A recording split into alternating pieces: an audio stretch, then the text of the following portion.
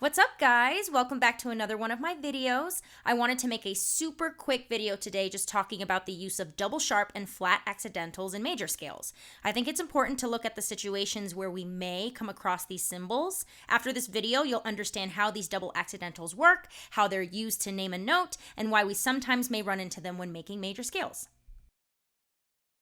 I know many of you guys are coming from my Instagram account where I always announce new videos that I upload, but if not, I'm super happy that you've stumbled across this video, and I encourage you to check out my Music Theory Instagram, which I've linked down below. If this video was helpful and made sense to you, let me know in the comments, give me a thumbs up or a thumbs down. I really like to know what you guys think. And with that, let's get right into the video. Notes can have several different types of notations depending on the context of the scale, and here's an example with the note D. This note can also be called a C double sharp or an E double flat in other contexts. No matter the name or the context, the note will always sound the same, regardless of the name. Let's look at the difference between a single sharp and a double sharp accidental.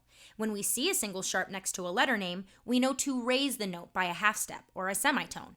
A sharp is 1/2 step higher from A. So when we see a double sharp next to a note, we know to raise the note by 2 half steps, which is a whole step or a whole tone. For instance, if I see the note A double sharp, I know to move 2 half steps away from the note A, going up. As the name implies, a double sharp will be twice the distance of a single sharp. This is what that distance looks like on a keyboard. After traveling a whole step away from A, we land on B. So that means when I see an A double sharp on a piece of sheet music, I know that the note that I will be singing, hearing, or playing on the piano is actually the note B. This same concept also applies to double flats. When we see a single flat next to a letter name, we know to lower the note by a half step. A flat is 1/2 step lower from A, so a double flat will be double that distance. If I see the note A double flat, I know to move 2 half steps away from the note A going down. This is what that distance looks like on a keyboard. After traveling a whole step away from A, lowering the note, we land on G. That also means that when I see an A double flat on a piece of sheet music, I will be singing, hearing, or playing the note G on the piano.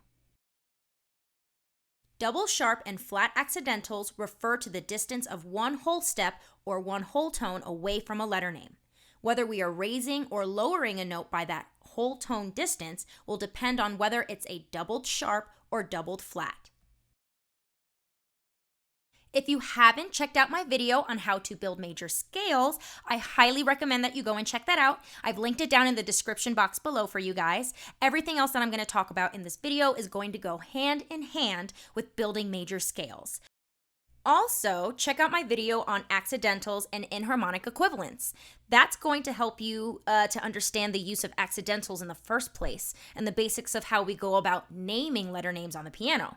I've also linked this video down below, and I highly encourage you to check that video out. If you find yourself a little bit lost and confused just on the basics of accidentals in the first place, go check that video out and then jump back into this video. This is a G sharp major scale. G sharp, A sharp, B sharp, C sharp, D sharp, E sharp, F double sharp, and ending on G sharp in the next octave up.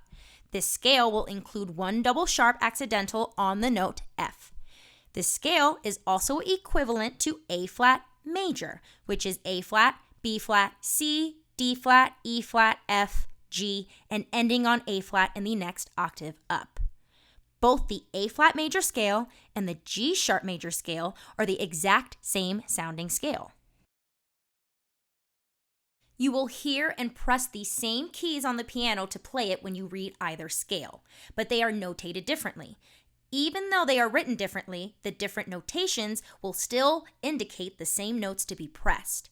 When you write the scales next to each other, you'll notice why they're the same. The tonic note for both scales are enharmonically equivalent to each other. They are two different notations for the same note. G sharp and A flat refer to the same starting note and same black piano key. Same with all the other scale degrees for both scales. Let's take the black key, D sharp or E flat, as an example. D sharp is the 5th scale degree of the G sharp major scale. E flat is also the fifth scale degree, but to the A flat major scale.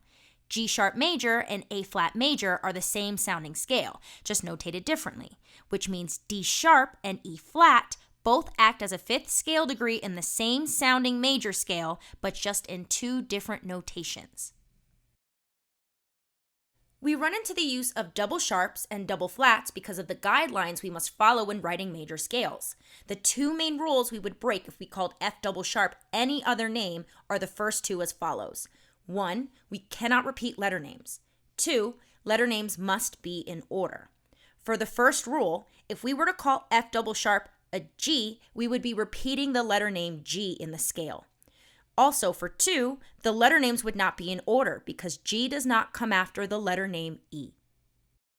The correct and only way to call this note in a G sharp major scale is F double sharp. For the 5 black keys, the preferred name to use as tonic notes to write major scales are as follows: D flat, E flat, G flat, A flat, and B flat, as opposed to their enharmonic equivalents, C sharp, D sharp, F sharp, G sharp, and A sharp. Using the letter names with the sharp accidental will generally lead to double sharps or excess accidentals in its major scales. F sharp and G flat both have the same amount of accidentals in their major scales.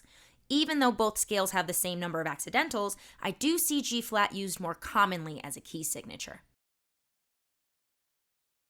In conclusion, double sharp and double flat accidentals let us know to move a whole step away from a letter name.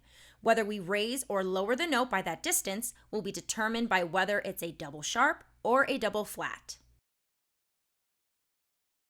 All right, guys, so that's it for this video. I hope that this was helpful and made sense to all you guys out there learning. I've linked my video to building major scales and accidentals and enharmonic equivalents down below in my description box.